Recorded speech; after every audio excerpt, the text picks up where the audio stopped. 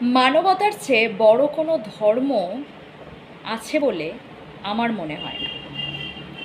কারণ ধর্মের মূল বিষয়টাই কিন্তু এখান থেকে শুরু হয়। তাই পৃথিবীতে বাঁচতে হলে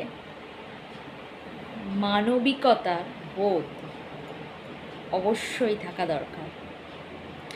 দেখুন, আপনি অনেক কিছুই করে নিতে পারবেন হয়তো, কিন্তু মানবিক হয়ে উঠতে পারবেন কি না সেখানে কিন্তু একটা কোয়েশ্চেন মার্ক থেকেই যায়।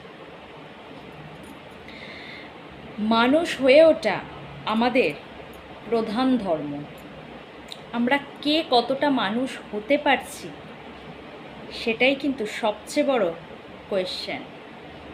এখানেই কিন্তু কোয়েশ্চেন মার্ক। হ্যাঁ, ধর্মের নামে বড় বড় ভাষণ দিলে, ধর্মের নামে এটা ওটা সেটা করলেই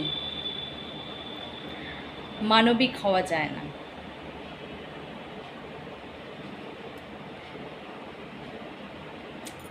মানবিকতা বোধ যে মানুষগুলোর মধ্যে আছে তারাই হচ্ছে প্রকৃত মানুষ।